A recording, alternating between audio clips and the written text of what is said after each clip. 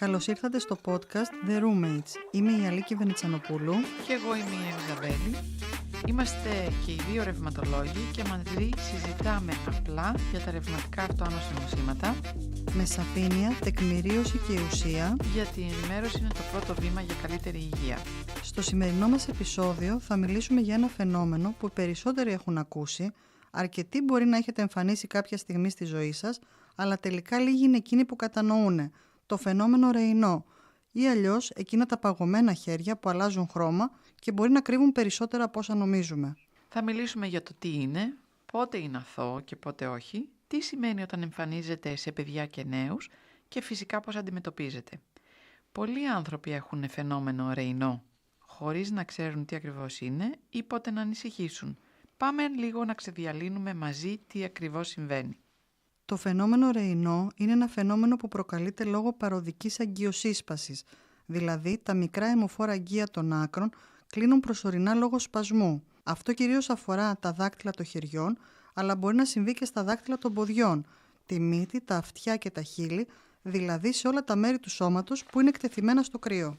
Και πώς το καταλαβαίνει κανείς? Βλέπει αλλαγή χρώματος στο δέρμα που εξελίσσεται τυπικά σε 3 φάσεις. Πρώτα το δέρμα γίνεται λευκό λόγω περιορισμένης αιμάτωσης αφού κλείνει το αγκείο. Μετά ένα μοβ μπλε χρώμα λόγω μειωμένου οξυγόνου, γιατί αφού δεν πάει αίμα η οξυγόνωση μειώνεται.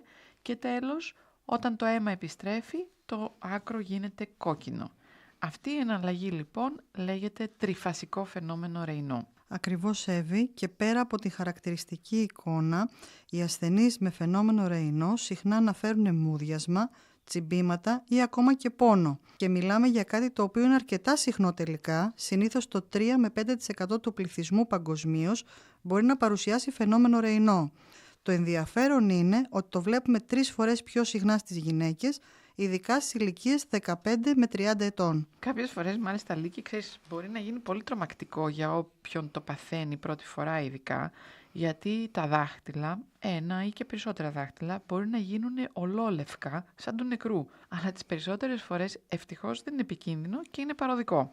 Ακριβώς, τις περισσότερες φορές είναι αθώο και παροδικό, αλλά εδώ χρειάζεται προσοχή, γιατί δεν είναι πάντα το ίδιο. Υπάρχει το πρωτοπαθές και το δευτεροπαθές φαινόμενο ρεϊνό. Ωραία, περίμενε λίγο να ξεκαθαρίσουμε να τι σημαίνει αυτό. Να τα βάλουμε σε μία σειρά, ναι. σιγά σιγά. Στο πρωτοπαθές φαινόμενο ρεϊνό δεν υπάρχει κάποιο υποκείμενο νόσημα. Συμβαίνει συνήθως σε νεαρές γυναίκες, έχει ήπια πορεία και εκλείεται από το κρύο ή από το στρες. Τα αγκία αντιδρούν υπερβολικά σε αυτά τα ερεθίσματα, αλλά παραμένουν υγιεί. Ναι, και επειδή μπορεί να συμβαίνει και στα μικρά παιδιά, για να μην πανικοβληθούν όσοι έχουν παιδιά, να τονίσουμε ότι στις περισσότερες περιπτώσεις στις μικρές ηλικίες είναι πρωτοπαθές, δηλαδή μια διαταραχή στη σύσπαση των αγκίων που δεν συνοδεύεται από κάποιο άλλο υποκείμενο νόσημα. Όμως υπάρχουν μερικά καμπανάκια. Αν τα επεισόδια είναι πολύ συχνά, αν συνοδεύονται από έντονο πόνο ή αν συνυπάρχουν άλλα σημάδια, όπως πρίξιμο στις αρθρώσεις ή δερματικά εξανθήματα, τότε πρέπει να το διερευνήσει κανείς περαιτέρω και να απευθυνθεί σε γιατρό.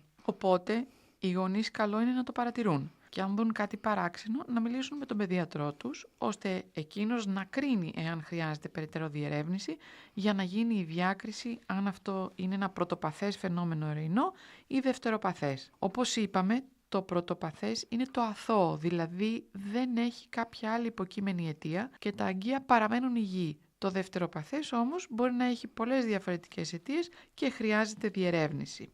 Επομένως, να ξεκινήσουμε από τα πιο κοινά καθημερινά. Το κάπνισμα είναι μία από τις πιο βασικές αιτίες για το φαινόμενο ρεϊνό, γιατί προκαλεί αγκιοσύσπαση και βλάβη στο ενδοθήλιο των αγκίων και σκλήρυνση τελικά αυτών. Έτσι τα δάχτυλα αντιδρούν υπερβολικά στο κρύο και προκαλούνται επεισόδια φαινομένου ρεϊνό. Το κάπνισμα, όπως όλοι ξέρουμε, είναι μια κακή και καθόλου αθώα συνήθεια και σε άτομα τα οποία παρουσιάζουν φαινόμενο ρεϊνό, αυξάνει τον κίνδυνο μόνιμων βλαμβών στα χέρια. Μια ακόμη σχετικά συνηθισμένη αιτία για το φαινόμενο ρεϊνό είναι κάποια φάρμακα. Υπάρχουν κάποια φάρμακα τα οποία προκαλούν αγκιοσύσπαση και κάποια από αυτά χρησιμοποιούνται και ευρέως. Για παράδειγμα, η β-αναστολής, όπως η μετοπρολόλη που χρησιμοποιείται ως αντιυπερτασικό φάρμακο και ακόμη και κάποια άλλα απλά αντισυμφορητικά για το συνάχη που περιέχουν ψευδοεφεδρίνη. Αυτά τα φάρμακα και ορισμένα επίσης αντισυλληπτικά χάπια μπορούν να επιδεινώσουν ή να προκαλέσουν φαινόμενο Ρεϊνό. Άρα πάντα σε κάποιο άτομο που εμφανίζει φαινόμενο Ρεϊνό κοιτάμε και τα φάρμακα που παίρνει. Πράγματι, από τα βασικά ερωτήματα που κάνουμε όταν κάποιος έρχεται και αναφέρει ότι μπορεί να έχει φαινόμενο Ρεϊνό, και συχνά βλέπουμε το Ρεϊνό και σε άτομα τα οποία εκτίθενται σε επαγγελματικούς παράγοντες και δεν πρέπει να το ξεχνάμε, όπως μηχανήματα που δονούνται, ιδιαίτερα στις οικοδομές. Αυτό οδηγεί σε μικροτραυματισμούς στα εγγεία και χρόνιο Ρεϊνό, γνωστό και ως σύνδρομο Vibration White Finger. Και αλήκει κάτι που συχνά ξεχνάμε, είναι οι παθήσεις του θυροειδούς και κυρίως ο υποθυροειδισμός. Ξέρεις πως οι άνθρωποι που έχουν υποθυροειδισμό γενικά δεν έχουν καλή ανοχή στο κρύο. Υπάρχει μια διαταραχή στη ρύθμιση της θερμοκρασίας του σώματος και αυτό κάποιες φορές ευνοεί τα επεισόδια Ρεϊνό. Ακόμα υπάρχουν και κάποιες νευρολογικές αιτίες πιο σπάνια, όπως το σύνδρομο Καρπιαίου-Σολίνα. Εκεί η πίεση στα νεύρα μπορεί να επηρεάσει την κυκλοφορία και να εμφανιστούν και σε αυτές τις περιπτώσεις επεισόδια Ρεϊνό. Και ακόμη πιο σπάνια, αλλά επίσης σημαντικά, είναι κάποια αιματολογικά νοσήματα, όπως η κρυοσφαιριναιμία ή η πολυκυταραιμία, που μπορεί να συμβάλλουν στην εμφάνιση του φαινομένου. Όλα τα παραπάνω είναι πάντα στη διαφορική μας διάγνωση και τη διερεύνηση του δευτεροπαθούς φαινομένου Ρεϊνό. Και βέβαια μην ξεχνάμε τα ρευματικά αυτοάνωσα νοσήματα που παρακολουθούμε εμείς οι ρευματολόγοι και είναι η πιο κλασική ιατρική αιτία για μας δευτεροπαθούς φαινομένου Ρεϊνό. Το φαινόμενο Ρεϊνό μπορεί να είναι μία ένδειξη συστηματικού σκληροδέρματος, λύκου, δερματομυοσίτιδας, μικτής νόσου του συνδετικού ιστού ή ακόμα και ρευματοειδούς αρθρίτιδας. Όταν κάποιος έχει φαινόμενο Ρεϊνό, δηλαδή που είναι συχνό, έντονο, μονόπλευρο, με πληγές στα δάχτυλα ή συνοδεύεται από άλλα συμπτώματα όπως πρίξιμος της αρθρώσης, δισκαμψία ή δερματικές αλλοιώσεις, πρέπει πάντα να ελέγχεται από ρευματολόγο. Και τότε δεν μιλάμε πια για ένα αθώο Ρεϊνό, αλλά για μια συστηματική νόσο που εκδηλώνεται μέσα από τα αγγεία. Ωραία όλα αυτά λοιπόν, αλλά ας πούμε ότι έρχεται ένας ασθενής και λέει «Γιατρέ, έχω συνέχεια κρύα χέρια που νομίζω ότι ασπρίζουν όταν αγχώνομαι. Πώς ξεχωρίζουμε αν μιλάμε για Ρεϊνό ή απλώς για κάποιον που είναι λίγο πιο κρυουλιάρης, ας πούμε?» Καλή ερώτηση, Εύη. Η διάγνωση του φαινομένου Ρεϊνό βασίζεται σε 3 άξονες. Πρώτον, στο ιστορικό. Ο ασθενής περιγράφει τυπικά επεισόδια αλλαγής χρώματος στα δάκτυλα, από λευκό σε μπλε και μετά κόκκινο. Αλική, κάποιες φορές οι ασθενείς δεν περιγράφουν τα δάχτυλα να αλλάζουν χρώμα πάντα με τον ίδιο τρόπο. Μερικές φορές λένε ασπρίζουν, άλλες απλώς μελανιάζουν. Τι σημαίνει αυτό? Πολύ ωραία ερώτηση. Το φαινόμενο Ρεϊνό δεν εκδηλώνεται το ίδιο σε όλους, γι' αυτό μιλάμε για μονοφασικό, διφασικό και τριφασικό Ρεϊνό, ανάλογα με τις αλλαγές χρώματος στο δέρμα. Ωραία. Για πες μας λίγο πώς το ξεχωρίζουμε, γιατί πιο πολύ για ρεύμα μου ακούγονται αυτά, αλλά... Στο μονοφασικό Ρεϊνό βλέπουμε μόνο μία αλλαγή χρώματος. Συνήθως το δάχτυλο ασπρίζει και μετά επανέρχεται στο φυσιολογικό όταν ζεσταθεί. Είναι πολύ ήπιο και μιλάμε για κάτι το οποίο είναι πρωτοπαθές. Συνήθως, έτσι. Συνήθως. Φορές, ναι. Στο διφασικό Ρεϊνό έχουμε 2 φάσεις. Πρώτα ασπρίζει το άκρο και μετά έχουμε ερυθρότητα με αίσθημα καψίματος ή μυρμηγκιάσματος. Αντίθετα το τριφασικό Ρεϊνό που είναι το πιο κλασικό, ασπρίζουν τα δάκτυλα γιατί έχουμε ισχυμία, μετά μελανιάζουν γιατί έχουμε αποξυγόνωση και τέλος κοκκινίζουν όταν επιστρέφει η κυκλοφορία του αίματος. Οπότε όσο πιο πολύχρωμο είναι το φαινόμενο, τόσο πιο έντονη είναι και η αγκιοσύσπαση ουσιαστικά. Ακριβώς, και στις πιο προχωρημένες ή δευτεροπαθείς μορφές συνήθως βλέπουμε τριφασική εικόνα, μεγαλύτερη διάρκεια και κάποιες φορές πόνο ή μικρές πληγές στα άκρα. Ωραία.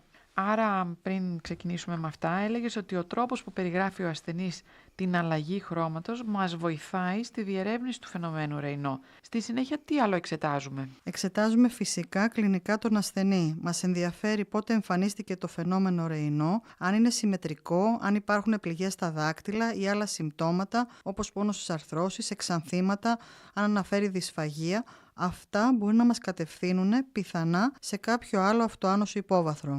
Και υπάρχει κάποια βασική εξέταση που κάνουμε ειδικά για το φαινόμενο Ρεϊνό? Η πιο χαρακτηριστική εξέταση για το Ρεϊνό είναι η τριχοειδοσκόπηση. Με ένα ειδικό μικροσκόπιο εξετάζουμε τα μικρά αγγεία γύρω από τα νύχια στα δάκτυλα των χεριών. Στο πρωτοπαθές Ρεϊνό τα τριχοειδή είναι φυσιολογικά, Ενώ στο δευτεροπαθές, ειδικά σε περιστατικά με συστηματική σκλήρυνση, βλέπουμε διευρύνσεις, αιμορραγίες ή απώλεια τριχοειδών. Μιλάμε για ένα εξαιρετικά χρήσιμο εργαλείο για τη διάκριση πρωτοπαθούς και δευτεροπαθούς φαινομένου Ρεϊνό. Πολύ ωραία, Λίκη. Και να πω λίγο εδώ ότι εκτός από την τριχοειδοσκόπηση κάνουμε και εργαστηριακό έλεγχο. Ζητούμε κάποια συγκεκριμένα αντισώματα, τα αντιπυρηνικά αντισώματα. Αν αυτά είναι θετικά, ελέγχουμε περαιτέρω για πιο ειδικά αντισώματα, τα οποία μας βοηθούν να εντοπίσουμε πρώιμες μορφές αυτοάνωσων νοσημάτων. Επίσης, ελέγχουμε τη θηροειδική λειτουργία, το ζάχαρο, τα λιπίδια και κάποιες φορές αιματολογικές παραμέτρους για να αποκλείσουμε άλλες δευτεροπαθείς αιτίες όπως αυτές που αναφέραμε νωρίτερα. Άρα δεν είναι τόσο απλό, Εύη, όσο βλέπω τα δάχτυλα κάποιου και αποφασίζω. Θέλει μια πιο ολιστική ματιά, ειδικά αν υπάρχει υποψία ότι από κάτω υπάρχει δευτεροπαθές φαινόμενο Ρεϊνό. Μάλιστα υπάρχουν και κριτήρια διάγνωσης για το πρωτοπαθές, για παράδειγμα η συμμετρία των συμπτωμάτων, η απουσία νεκρώσεων ή ουλών, μια φυσιολογική τριχοειδοσκόπηση και η απουσία παθολογικών αντισωμάτων. Βέβαια δεν χρειάζονται πάντα δεκάδες εξετάσεις και να το τονίσουμε. Αν έχεις απέναντί σου μια 20χρονη κοπέλα η οποία παθαίνει επεισόδια φαινομένου Ρεϊνό μόνο το χειμώνα, χωρίς άλλα σημάδια, συνήθως είναι πρωτοπαθές και απλώς αυτή μπαίνει σε μία παρακολούθηση. Έτσι ακριβώς. Αν όμως ο ασθενής είναι άντρας, με επεισόδια φαινομένου Ρεϊνό, που είναι πολύ επώδυνα ή τα συμπτώματα ξεκινούν απότομα μετά τα 40, ή αν υπάρχουν έλκη στα δάχτυλα, τότε αυτά όλα είναι καμπανάκι και πρέπει να γίνει πιο αναλυτικός έλεγχος. Επειδή αναφέραμε την εξέταση της τριχοειδοσκόπησης, να πούμε λιγάκι για το κοινό τι ακριβώς είναι και πώς βοηθάει στη διάγνωση του δευτεροπαθούς φαινομένου Ρεϊνό.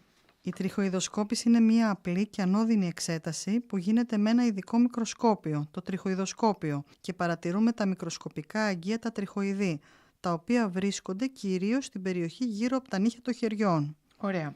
Και εξετάζουμε λοιπόν και αξιολογούμε τα τριχοειδή, επειδή εκεί φαίνεται καλύτερα η κατάσταση των μικρών αγγείων, σωστά? Ναι. Που είναι συχνά προσβεβλημένα σε ασθενείς με δευτεροπαθές Ρεϊνό, δηλαδή όταν το σύνδρομο αυτό συνοδεύει άλλα νοσήματα όπως συστηματικές αυτοάνωσες νόσους. Για παράδειγμα το συστηματικό σκληρόδερμα ή το λύκο. Θέλεις να μας πεις, Αλίκη, τι βλέπουμε μέσα από την τριχοειδοσκόπηση?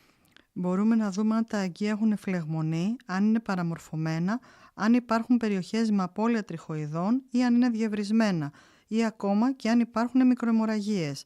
Αυτές οι αλλαγές δείχνουν ευλάβη και υποστηρίζουν τη διάγνωση δευτεροπαθούς φαινομένου Ρεϊνό. Άρα ουσιαστικά αυτό που λέμε είναι ότι η τριχοειδοσκόπηση είναι η εξέταση που μας βοηθά να ξεχωρίσουμε αν το Ρεϊνό είναι πρωτοπαθές ή δευτεροπαθές. Ακριβώς, το πρωτοπαθές φαινόμενο Ρεϊνό, η εικόνα των τριχοειδών είναι συνήθως φυσιολογική, ενώ στο δευτεροπαθές υπάρχουν χαρακτηριστικές αλλοιώσεις. Αυτό έχει ιδιαίτερα μεγάλη σημασία για την πρόγνωση αλλά και τη διαχείριση του ασθενούς. Μπορείς να μας πεις αν υπάρχει κάτι που πρέπει να ξέρουν οι ασθενείς για τη διαδικασία της τριχοειδοσκόπησης? Υπάρχει κάτι που πρέπει να γνωρίζουν οι ασθενείς και είναι σημαντικό να το πούμε. Μιλάμε για μια γρήγορη ανώδυνη μέθοδο, δεν απαιτεί βελόνα ή τοπική αναισθησία. Χρειάζεται όμως να γίνεται κάθε φορά μία μικρή προετοιμασία. Ο ασθενής είναι καλό να αποφεύγει το κάπνισμα, τον καφέ και οποιαδήποτε εγκυσοσπαστικό φάρμακο λίγες ώρες πριν, να μην έχει εκτεθεί σε έντονο κρύο την ίδια μέρα, γιατί τα αγγεία συσπώνται και αλλοιώνεται η εικόνα, και καλό είναι για τις γυναίκες να μην έχουν κάνει μανικιούρ για 2 εβδομάδες και να μην έχουν μικροτραυματισμούς στα δάχτυλα, γιατί επηρεάζεται η παρατήρηση των τριχοειδών. Ωραία, οπότε με λίγη προσοχή πριν η εξέταση γίνεται πολύ αξιόπιστη. Και από τη στιγμή που είναι τόσο απλή και ανώδυνη, αξίζει να την κάνει κάποιος όταν υπάρχει υποψία δευτεροπαθούς φαινομένου Ρεϊνό, έτσι δεν είναι? Ακριβώς, και μάλιστα είναι πολύ χρήσιμη για την παρακολούθηση της εξέλιξης της νόσου με το χρόνο. Αλλά να ξεκαθαρίσουμε, Εύη, κάτι πάρα πολύ σημαντικό. Η τριχοειδοσκόπηση δεν είναι μια εξέταση που την αποφασίζει ο ίδιος ασθενής για δοκιμή. Συνήθως τη ζητάει ο γιατρός που παρακολουθεί τον ασθενή, μπορεί να είναι παιδίατρος, παθολόγος, ρευματολόγος, αγγιολόγος, ανάλογα με την ηλικία και τα συμπτώματα. Και επειδή, Εύη, υπάρχει μεγάλη εμπειρία και προσωπικά πραγματοποιώ τριχοειδοσκοπήσεις τόσο στα Ιωάννινα που είναι η έδρα μου όσο και στην Αθήνα, η τριχοειδοσκόπηση πρέπει να γίνεται όταν χρειάζεται.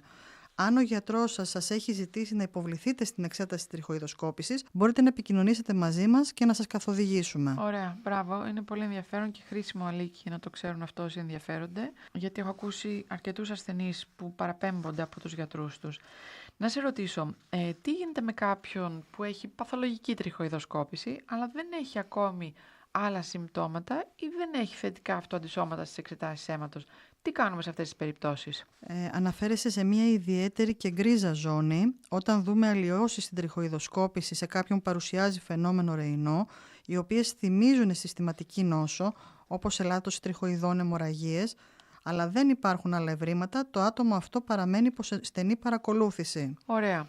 Και κάθε πότε πρέπει να επαναλαμβάνεται η εξέταση της τριχοειδοσκόπησης? Αναλόγως με τα υπόλοιπα ευρήματα που έχουμε, συνήθως κάθε 8 με 12 μήνες, εφόσον ο ασθενής δεν έχει παρουσιάσει άλλα συμπτώματα. Παράλληλα, μπορεί να χρειαστεί να επαναλάβουμε τον ανοσολογικό έλεγχο για ειδικά αυτοαντισώματα και το νόημα σε όλο αυτό είναι να πιάσουμε νωρίς την πιθανή μετάβαση σε συστηματικό αυτοάνωσο νόσημα, αν αυτή συμβεί. Άρα αυτό που ανέφερες νωρίτερα, ότι είναι μια γκρίζα ζώνη, είναι μια περίοδος ουσιαστικά αυξημένης επαγρύπνησης, όχι για να τρομάξουμε τον ασθενή, αλλά για να προστατεύσουμε την υγεία του. Ακριβώς, και εδώ παίζει ρόλο η καλή σχέση γιατρού-ασθενούς.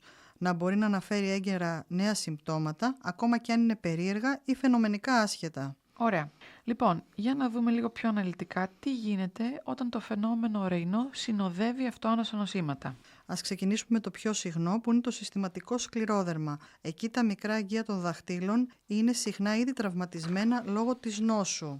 Τα επεισόδια Ρεϊνό στα άτομα που έχουν συστηματικό σκληρόδερμα είναι έντονα, μπορεί να προκαλέσουν έλκη, ουλές ή μόνιμη βλάβη στα δάχτυλα, και η παρακολούθηση σε αυτή την περίπτωση είναι τακτική. Να πούμε κιόλας εδώ, να κάνουμε μια παρένθεση και να πούμε ότι το φαινόμενο Ρεϊνό μπορεί να ξεκινήσει σε κάποιον πολλά χρόνια πριν τεθεί η διάγνωση του συστηματικού σκληροδέρματος, έτσι δεν είναι? Ακριβώς. Είναι από τα πρώτα συμπτώματα και είναι χαρακτηριστικό, και γι' αυτό, όπως είπαμε και νωρίτερα, πρέπει να αποκλείουμε με την τριχοειδοσκόπηση ότι υπάρχει κάποιο τέτοιο αυτοάνωσο υπόβαθρο, ακόμη και αν δεν έχουν ξεκινήσει άλλα συμπτώματα. Να σε ρωτήσω, τι γίνεται στο συστηματικό ερυθυματοδηλίκο?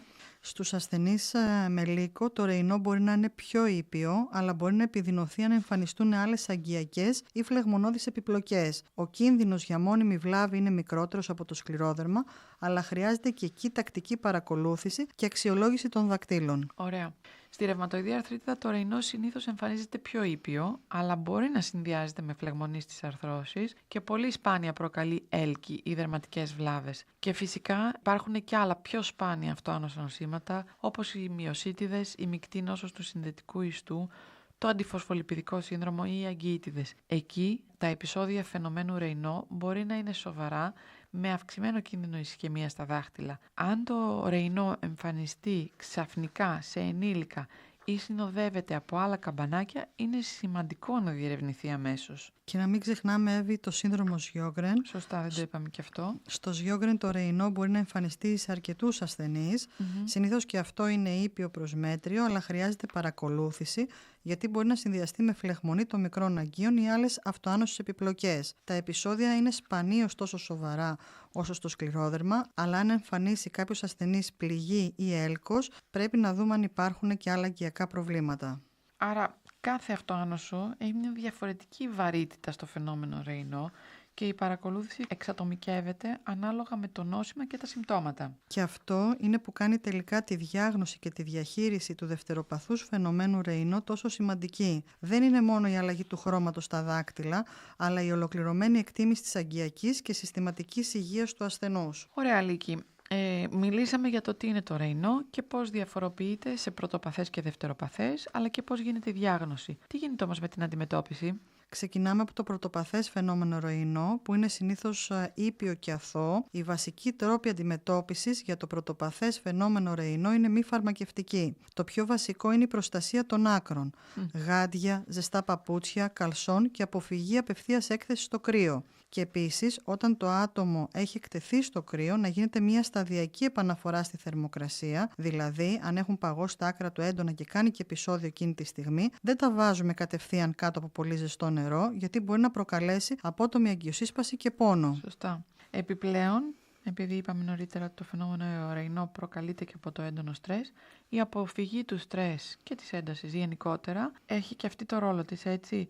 Πρέπει να διακόψουμε ουσίες που επιδεινώνουν τα συμπτώματα, όπως το κάπνισμα και η υπερβολική καφεΐνη, γιατί αυτές είναι ουσίες που κάνουν αγκιοσύσπαση. Αν αυτά δεν αρκούν και τα επεισόδια είναι έντονα ή επώδυνα, Υπάρχουν και φαρμακευτικές επιλογές, κυρίως αναστολής διάβλωνα ασβεστίου που χαλαρώνουν τα αγγεία και μειώνουν τη συχνότητα των κρίσεων.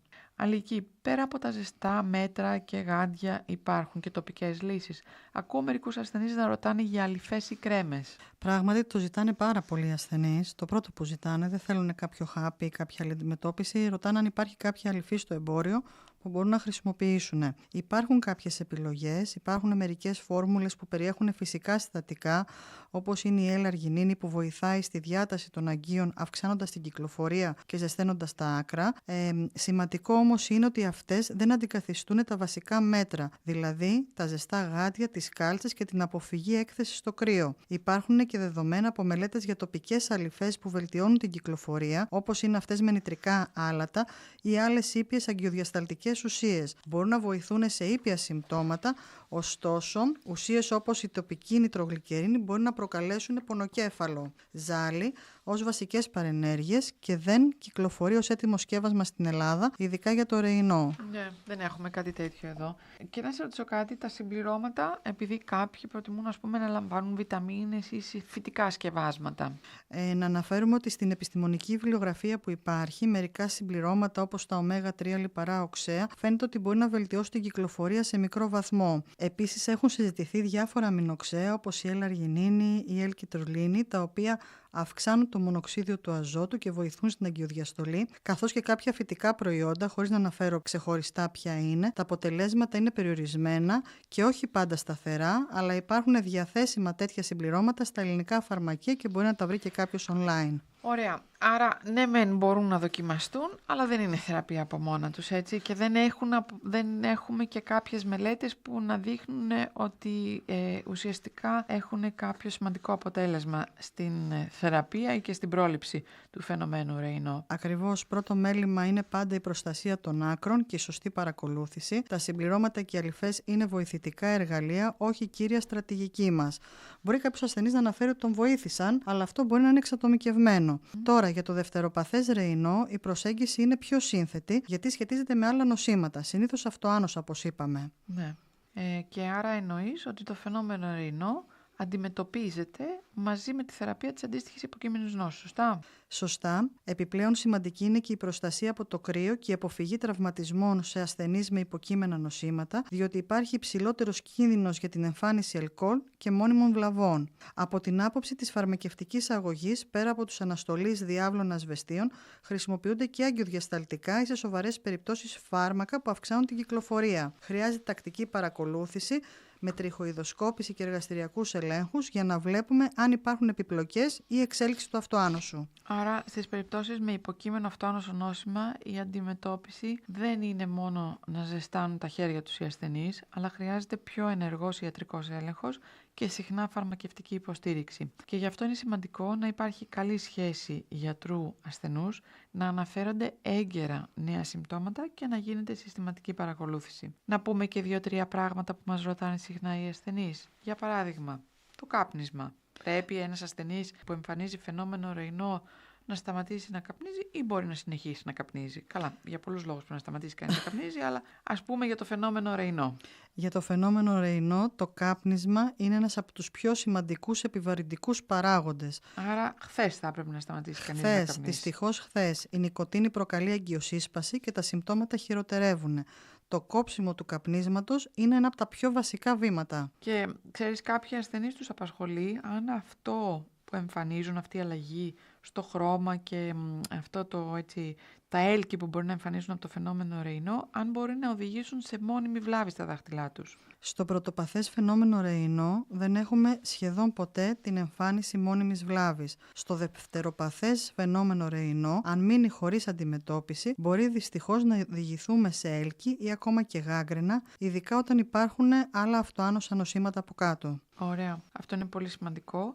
Πολλοί ασθενείς επίσης παραπονιούνται ότι δυσκολεύονται στην καθημερινότητά τους. Δυσκολεύονται στο γράψιμο ή στο να ανοίξουν μια πόρτα. Και το άγχος χειροτερεύει τα πάντα. Ακριβώς, το στρες στα άτομα τα οποία έχουν φαινόμενο ρεϊνό ενεργοποιεί το συμπαθητικό νευρικό σύστημα και κλείνει τα αγγεία. Μπορεί να μας βοηθήσουν σε αυτές τις περιπτώσεις η χαλάρωση αλλά και ειδικές τεχνικές διαχείρισης του άγχους. Και κάτι ακόμη που δεν αναφέραμε.